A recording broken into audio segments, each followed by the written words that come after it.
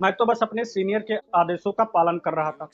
क्या यह दलील लाखों लोगों की कत्लेआम की जिम्मेदारी को किसी से बचा सकती है? दूसरे विश्व युद्ध खत्म होने के बाद दुनिया के सामने सबसे बड़ा सवाल यह था, क्या उन लोगों को सजा दी जा सकती है जिन्होंने कानून के नाम पर ही जुल्म ढाए हों? जर्मनी के शहर न्यूरमबर्ग में शुरू हुआ यह ट्रायल आधुनिक अंतर्राष्ट्रीय कानून का जन्मदाता बन गया। हिटलर के हार के बाद उसके मुख्य सहयोगी जैसे हरमन गैरियो और रोडोल्फ हेस की गिरफ्तारी किया गया। उन पर शांति का खिलाफ अपराध, युद्ध अपराध और मानवता के खिलाफ अपराध का आरोप है। यहाँ एक बहुत गहरा मनोवैज्ञानिक पहलू था, जिसे बाद में विजुअलाइजेशन ऑफ इविल कहा गया। इन अधिकारियों का तर्क था कि वो केवल एक सैनिक थे और अपने देश की कानून और अपने कमांडर का आदेश को मान रहे थे। क्या व्यक्तिगत नैतिकता का सरकारी आदेशों के पीछे छिपाया जा सकता है? न्यूरमबर्ग ट्रायल्स ने इसे अंधभक्ति के मनोविज्ञान को चुनौती दी। 4 देश यूके, यूएसए, यूएसएसआर और फ्रांस के जजों ने मिलकर उसे इस ट्रिब्यूनल का गठन किया। तर्क द न्यूरमबर्ग प्रिंसिपल, अदालत ने एक ऐसे सिद्धांत दिया जो आज भी अंतर्राष्ट्रीय कानून की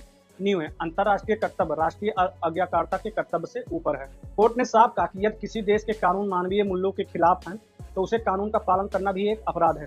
सुपेरियर ऑर्डर, वरिष्ठों का आदेश, अब बचाव का रास्ता नहीं था। यह तर्क दिया गया कि एक इंसान के पास सही और गलत को चुनने के लिए अपनी बुद्धि हमेशा होती है। इस ट्रायल ने पहली बार नरसिंहा जैसे शब्दों को कानूनी पहचान दी। 12 प्रमुख नाजी अधिकारियों को फांसी की सजा सुनाई गई, लेकिन इससे बड़ा परिणाम यह हुआ कि इसी ट्रायल की नींव पर आगे चलकर मानव अधिकार की सार्वभौमिक घोषणा और इंटरनेशनल क्रिमिनल कोर्ट का निर्माण हुआ। आज दुनिया के किसी भी कोने में अगर कोई तानाशाह अपनी जनता पर जुल्म करता है तो न्यूरमबर्ग के सिद्धांत उसे कटघरे में खड़ा करने की ताकत देता है। न्यूरमबर्ग ट्रायल हमें सिखाता है कि कानून केवल कागजों पर लिखे इबारत नहीं है, बल्कि यह न्याय और विवेक का मेल होना चाहिए। क्या आपको लगता है कि युद्ध के दौरान सैनिकों को अपने विवेक का इस्तेमाल करना चाहिए, भले ही यह उनके देश के आदेश के खिलाफ हो? कमेंट में अपनी राय के साथ दें।